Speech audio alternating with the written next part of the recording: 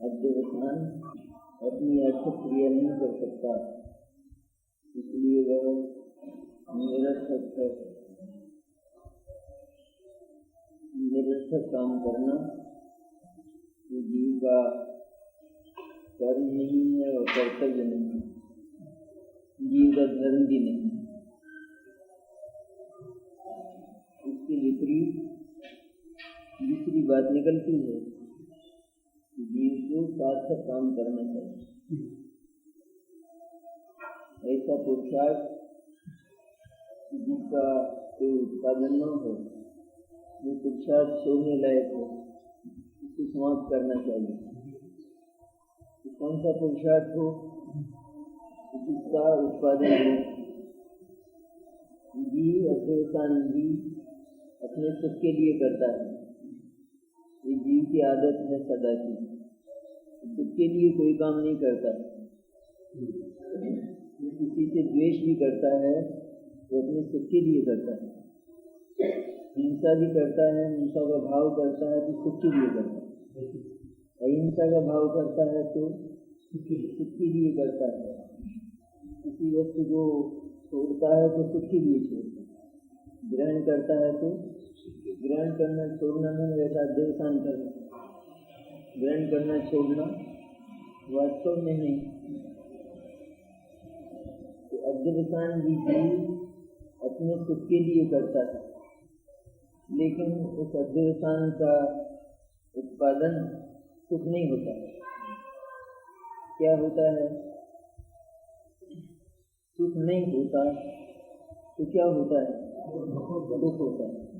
तो नियम है ही, आत्मा को जो कोई भी पुरुषार्थ होगा, उस पुरुषार्थ का सुख अथवा दुख दोनों में से कोई भी उत्पादन होगा ही होगा। ये नियम है ये, क्योंकि आत्मा सुख स्वभाव वाला पदार्थ है। इसलिए सुख और दुख रूप जो वृत्ति है, उससे वह कभी भी च्युत नहीं हो सकता। सुख नहीं होगा तो नियम से दुख होगा। पास नहीं हुआ कोई विद्यार्थी तो क्या हुआ? कुछ नहीं हुआ। और फेल नहीं हुआ तो कोई गति है, तीसरी कोई गति नहीं। फिर आत्मा, क्योंकि आत्मा का जो अर्थ है हर कार्य में, मिथ्या दर्शन, मिथ्या ज्ञान, मिथ्या चारित्र में, अथवा मिथ्या दर्शन, मिथ्या ज्ञान, मिथ्या चारित्र, ये एक ही अध्यवसान है। ये अध्यवसान, इसका उदर बहुत बड़ा है। इसमें तीन समाये हुए हैं, मिथ्या दर्शन, मिथ्या ज्ञान और मिथ्या चारित्र। सुख के लिए करता है मिथ्या दर्शन, मिथ्या ज्ञान, मिथ्या चारित्र। आत्मा सुख के लिए करता है। सुख नहीं होता क्योंकि वह दूसरे में नहीं। ऐसी व्यवस्था नहीं है जगत की कि आत्मा का सुख किसी दूसरे के पास रहे। समझदार लोग ये चाहते हैं कि जो अपना इष्ट है, जिससे अपने जीवन का संचालन होता है, वो सामग्री और वो उपादान स्वयं के पास ही है।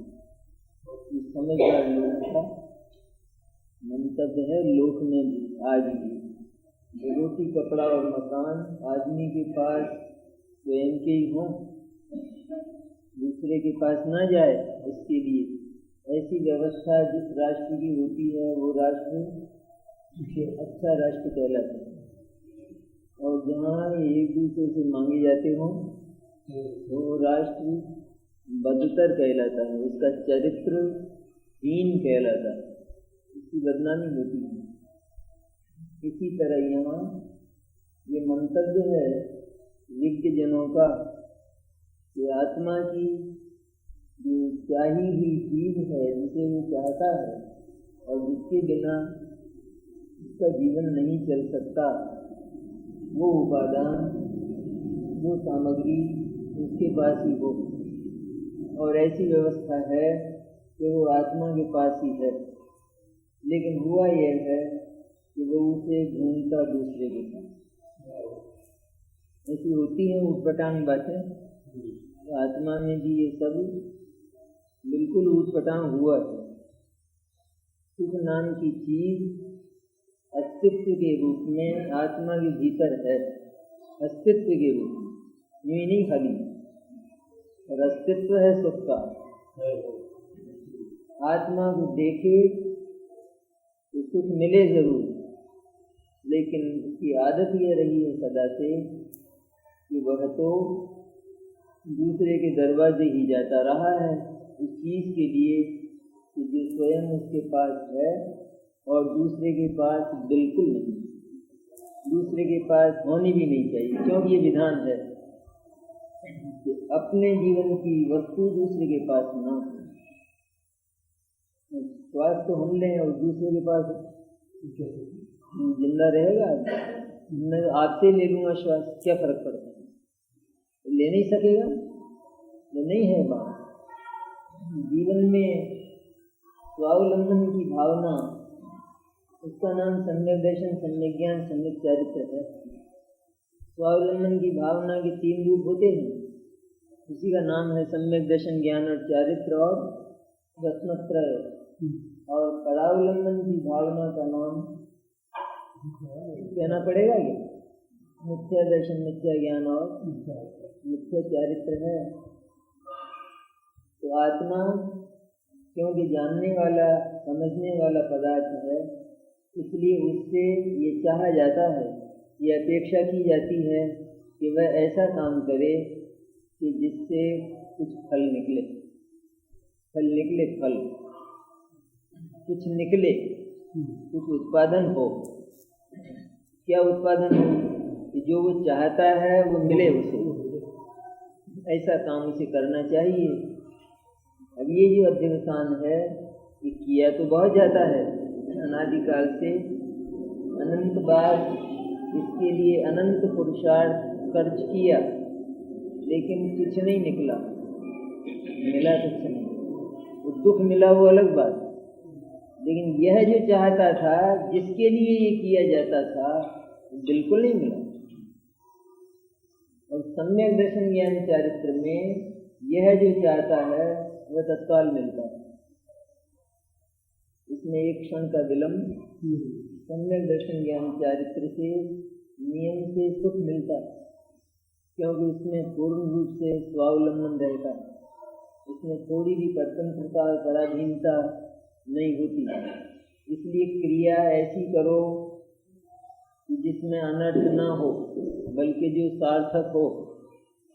उस सार्थक क्रिया का नाम सम्यक दर्शन ज्ञान और चारित्र है, और निरर्थक क्रिया का नाम अध्यवसान है।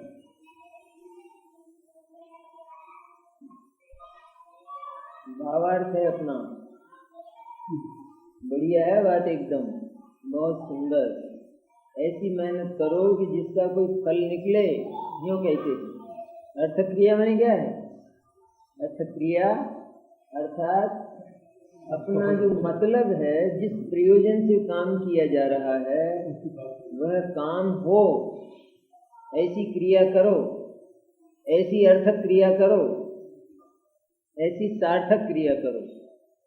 तो जो अपनी अर्थक क्रिया नहीं कर सकता वह निरर्थक है, बिल्कुल निरर्थक है। जिसमें अपनी प्रयोजनभूत क्रिया, अपने मतलब की क्रिया, अपना इष्ट, अपनी चाही हुई चीज जिसमें न मिले, ऐसा काम, ऐसा उद्यम निरर्थक है। अथवा जिसका विषय नहीं है वह निरर्थक है। ऊपर बताया था टीका में कि मैं तो आकाश के फूल को तोड़ूंगा, तोड़ देते, फूल ही नहीं है वहाँ, तेरे तोड़ने का उद्यम का क्या होगा? इसका नाम है निरर्थक क्रिया। आकाश के पुष्प की अर्थक क्रिया नहीं होती। अर्थ क्या है? फूल तोड़ना। क्रिया क्या है? फूलात में आना। अर्थ तो क्या है? आकाश पुष्प तोड़ने में अर्थ क्या है? फूल तोड़ना। और क्रिया क्या हुई? फूल आया हाथ में। तो क्रिया तो ऐसी हो कि जिसमें वो अर्थ आवे हाथ में। चाहिए चीज जिसमें मिले उसका नाम क्रिया है। देखो अध्यवसान को कैसी लानत दी है। अनादिकाल से आत्मा के द्वारा किया गया अध्यवसान आकाश पुष्प तोड़ने जितना है उसकी कोई कीमत नहीं है।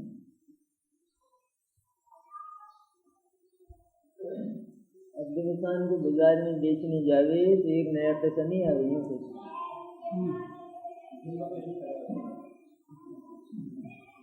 आप ले लोगे? क्या भाव लोगे?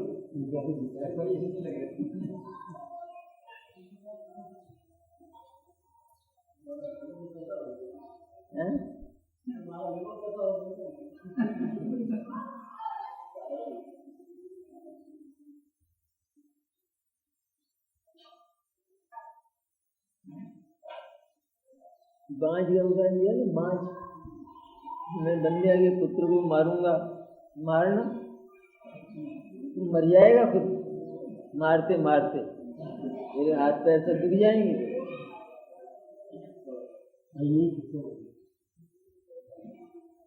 पुत्र का अस्तित्व ही नहीं है, मारने का प्रश्न कहाँ है ही नहीं अस्तित्व।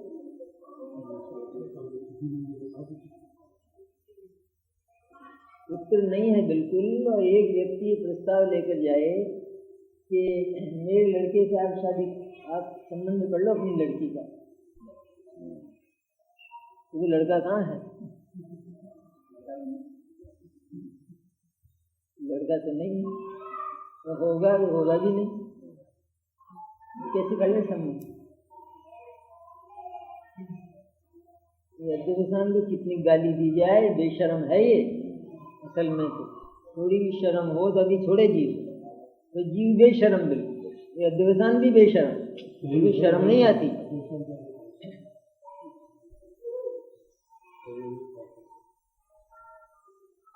तो जो अपनी अर्थक्रिया नहीं कर सकता वह निरर्थक है, अथवा जिसका विषय नहीं है वो निरर्थक है।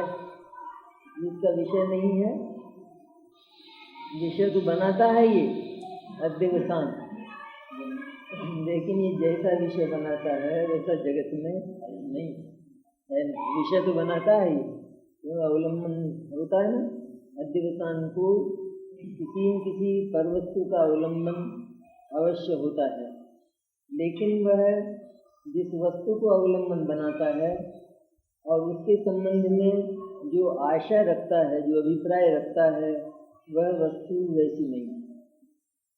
जैसा ये मानता है उस वस्तु में यह कुछ अपना करना धरना मानता है, उस वस्तु का ग्रहण और त्याग स्वीकार करता है। और वह वस्तु ऐसी नहीं है कि जिसमें इसका अध्यवसान फल सके, अथवा जिसमें इसका मिथ्या चारित्र फल सके। वह वस्तु कभी इसके अधिकार में आ जाए, अथवा यह कभी उसको ग्रहण करके उसको छोड़ सके, ऐसी वस्तु व्यवस्था नहीं। इसलिए अध्यवसान का विषय नहीं है। मैं आकाश के फूल को तोड़ता हूँ, विषय नहीं है तेरा, विषय नहीं है ना, वस्तु है नहीं। ये स्वयं केवल अध्यवसान की कल्पना है, लेकिन अध्यवसान में जो कल्पना की गई है वैसी वस्तु नहीं। गुलाब के फूल को तोड़ने की बात करें तो चलो, ये तो आकाश का फूल है। इस तरह अपने में कुछ करने की बात करे तो जरूर हो, लेकिन ये अपने भीतर अन्य में कुछ करने की बात करता है तो कुछ नहीं हो नहीं सकता, क्योंकि इसकी वहाँ पहुँच नहीं है। ये उसको प्रभाव का, प्रभाव में क्या आया था, प्रभाव का पर में व्यापार होना अशक्य है। और अध्यवसान अपना व्यापार अन्य में करने का अभिमान लेकर चलता है, मैं तो करूँगा और किए मानूंगा, और वो संभव नहीं है। इसलिए वो आकाश पुष्प को तोड़ने की तरह अत्यंत निरर्थक है। ये आकाश पुष्प को तोड़ने वाला ये स्वयं मरेगा, क्योंकि इसे ऊपर जाना पड़ेगा ना, तो मरेगा कि नहीं मरेगा? कब तक तोड़ता रहेगा? फिर जब तोड़ने में इसका जीवन अनंत हो जाएगा, या ये कई बार मर जाएगा तो भी एक भी फूल नहीं आएगा हाथ में, अनंत बार मरने पर। अध्यवसान करता हुआ जीव अनंत बार मरा, लेकिन अध्यवसान का एक भी विषय न तो जगत में था और न वह इसके हाथ आया, क्योंकि है ही चीज ही नहीं, हाथ कहाँ से आएगा? जीव सोचता है मेरा परिवार, ऐसा नहीं है परिवार जगत में। जगत में ऐसा कोई परिवार नहीं कि जो जीव का हो। और जीव क्या कहता है? मेरा परिवार, मेरा मकान, ऐसा बोलता है। बोलता है मैंने मानता है, बोलना नहीं खाली, बोलते तो ज्ञानी भी हैं, लेकिन ऐसा मानता है। और आचार्य कहते हैं हमने तो इस सारे विश्व में एक भी जीव ऐसा नहीं देखा कि जिसके परिवार हो, और तू अपना परिवार मानता है, इसलिए तेरे इस अध्यवसान का विषय नहीं है। परिवार तो तू अध्यवसान में लेता है, कल्पित करता है, लेकिन तेरे अध्यवसान का परिवार है नहीं जगत में, इसलिए उसका विषय नहीं। ऐसा कोई जगत में परिवार नहीं है कि जो तेरा बन सके। जगत में तो परिवार 6 द्रव्यों का है, बराबर रहते हैं 6 द्रव्य सारे के सारे, लेकिन परिवार नहीं है। एक भी पदार्थ का परिवार नहीं है आसपास, उसका परिवार उसके भीतर है, और वे उसकी अनंत शक्तियां हैं। उसमें तो उसकी तबीयत लगती नहीं है अनंत शक्तियों में, तो इसलिए आसपास के परिवार को ढूंढता फिरता है। ऐसे मन चले लोग नहीं होते हैं कि जिनके घर में सारी सुविधाएं हों, सब तरह की बहुत सुविधाएं हों, ऐसे बड़े लोग होते हैं। आधुनिकतम साधन प्रसाधन, तो भी घूमने जाएंगे जाना कहाँ कहाँ, यहाँ घर में तबीयत नहीं लगती। तो तेरे घर में सारी सुविधाएं हैं, तबीयत क्यों नहीं लगती? वो लगती नहीं है तबीयत, इसलिए फिर घूमने जाएंगे। इस तरह आत्मा के पास अनंत शक्ति की वाटिका है। सर्व साधन संपन्नता होने पर भी आत्मा इस विश्व में भ्रमण करने के लिए जाता है, और वहाँ इसको कुछ मिलता नहीं, क्योंकि है नहीं। जीव परजीवों को दुखी सुखी आदि करने की बुद्धि करता है, परंतु परजीव अपने किए दुखी सुखी नहीं होते, इसलिए वह निरर्थक है, और निरर्थक होने से मिथ्या है, दुखी है। क्या करता है जीव? दूसरे जीवों को, जो उदाहरण है, दूसरे जीवों को सुखी दुखी करने की कल्पना करता है, आग्रह करता है। इस तरह पर पदार्थों में न मालूम क्या क्या करने का आग्रह और अभिप्राय रखता है। ये परजीव को सुखी दुखी करने की बात है। इसके उदाहरण से विश्व का सारा ही कर्तृत्व वो ग्रहण करना चाहिए, लेकिन वो दूसरे जीव इसके दुखी और सुखी करने से सुखी दुखी नहीं होते। मुनिराजों पर जो लोग उपसर्ग करते हैं, वे उनको दुखी करने की चेष्टा करते हैं, और मुनिराज इसके विपरीत सुखी होते हैं। सुखी होते हैं, सुख उनका बढ़ता जाता है, और अंत में वे पूर्ण सुखी हो जाते हैं। इधर ये दुखी करने की चेष्टा किया करता है। कोई किसी के दुख को दूर करने की चेष्टा किया करता है, और उसका दुख बढ़ता जाता है, और अंत में वो मर जाता है। कोई किसी को जिलाने की, उसको जीवन देने की, उसके जीवन की रक्षा का प्रयत्न करता है, और वो मृत्यु की हो जाता है। कोई किसी की मृत्यु की चेष्टा करता है, और उसका जीवन लंबा होता है। है अधिकार आत्मा का, क्योंकि करें कि नहीं करें साहब, क्यों हुक्मचंद, सुखी दुखी करें कि नहीं करें? चलो दुखी नहीं करें तो सुखी भी करें कि नहीं करें? ये प्रश्न रह जाता कि नहीं? बाकी नहीं रहता। ये सुखी दुखी नहीं करने की बात आप कहते हो, ये करें कि नहीं करें?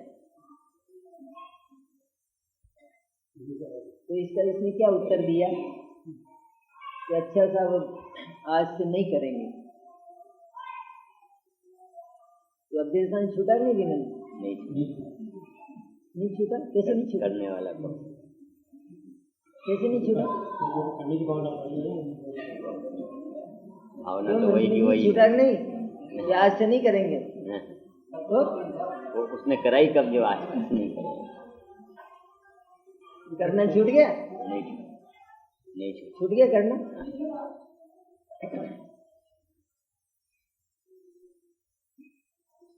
तो व्यक्ति कहता है किसी को, अच्छा जब तुझे छोड़ देता हूँ आज, छोड़ दिया उसने? ये पकड़ रखा है क्या? पकड़ रखा है? पकड़ भी नहीं रखा, छोड़ दिया। तो छोड़ दिए में क्या है कि मैं जब चाहूं तब तुझे पकड़ सकता हूँ, जब चाहूं तब तुझे मैं परेशान कर सकता हूँ। इसी तरह कहता है चलो आज से छोड़ देते हैं साहब, अब नहीं दुख नहीं देंगे अब किसी को। तो इसने छोड़ दिया।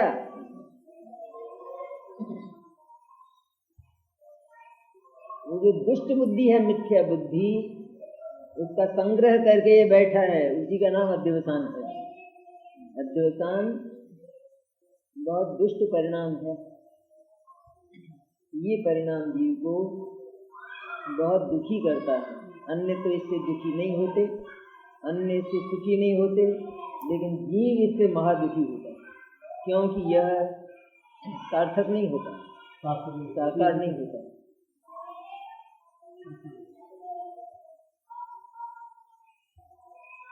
परंतु परजीव अपने किए दुखी सुखी नहीं होते, इसलिए वह बुद्धि निरर्थक है। देखने लायक है बात, ध्यान से। वह बुद्धि निरर्थक, वह बुद्धि निरर्थक।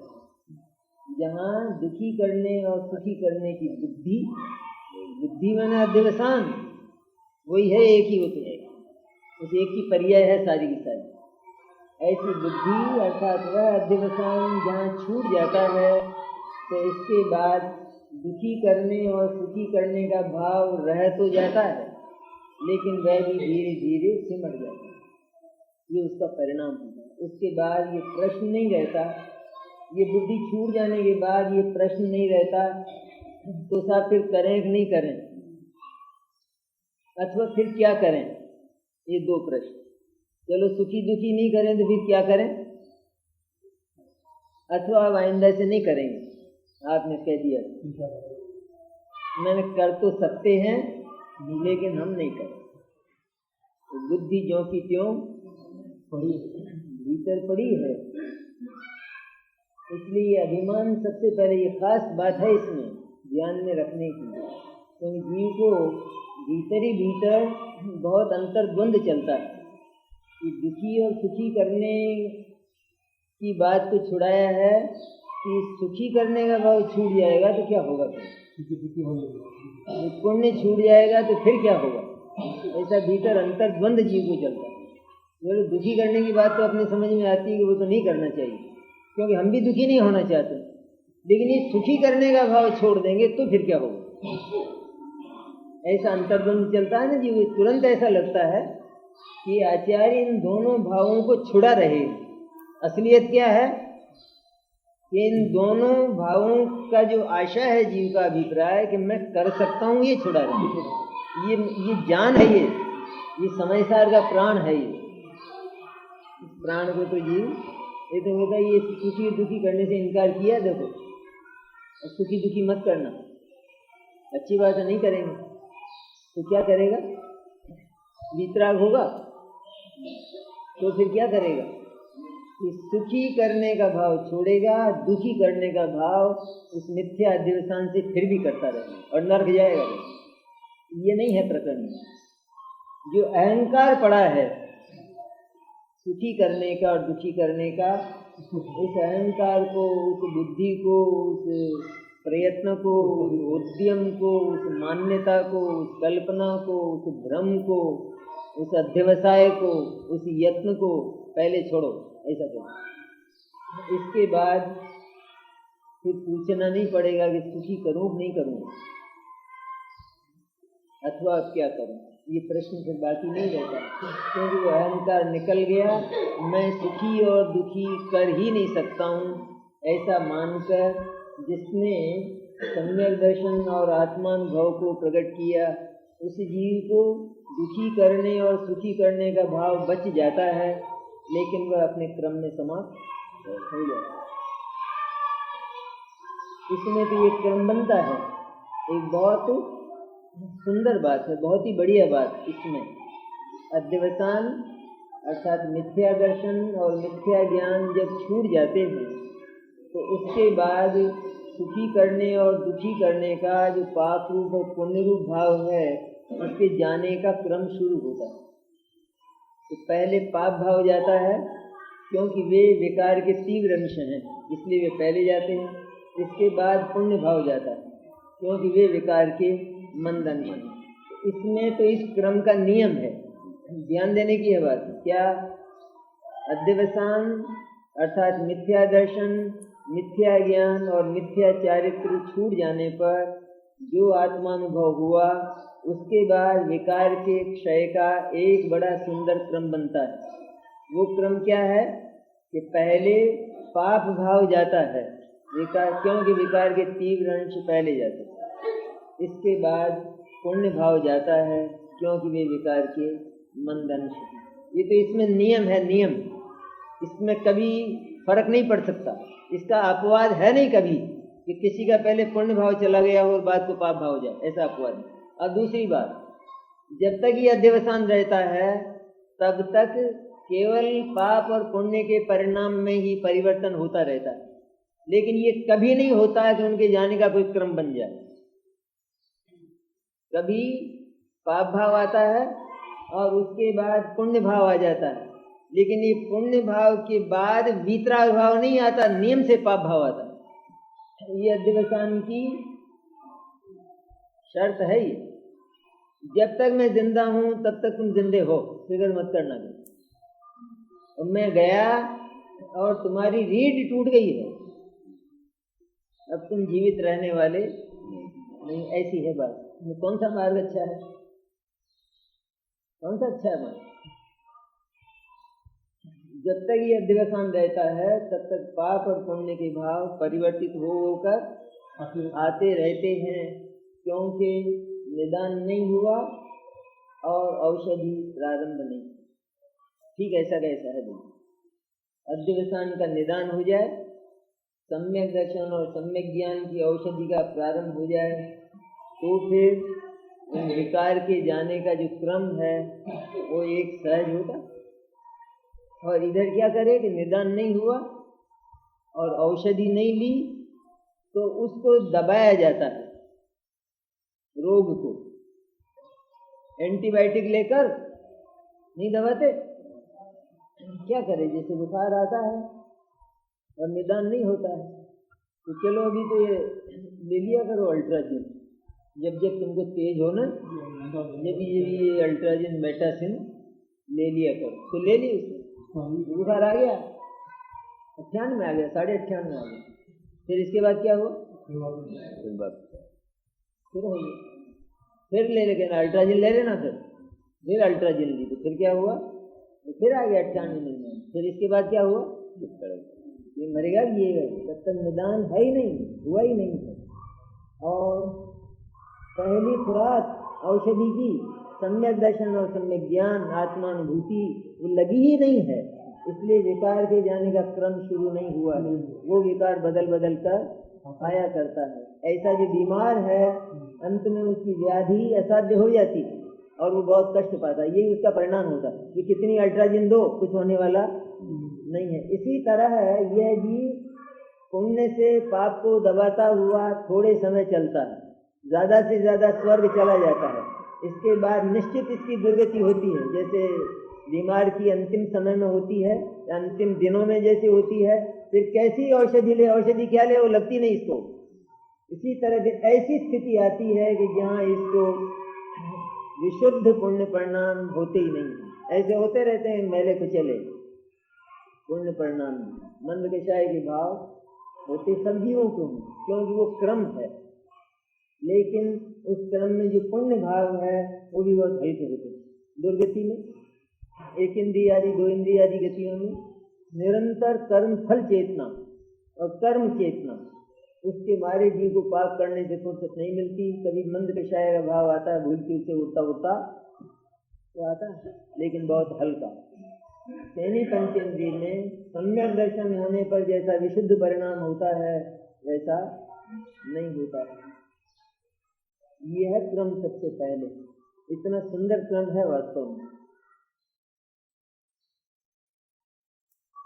तो जीव अपने किए सुखी दुखी नहीं होते, इसलिए वह बुद्धि निरर्थक है, और निरर्थक होने से मिथ्या है, झूठी है। निरर्थक होने के कारण दो बातें दी ना, इसकी अर्थ क्रिया नहीं होती, इसलिए जीव स्वयं कष्ट पाता है, दुखी होता है।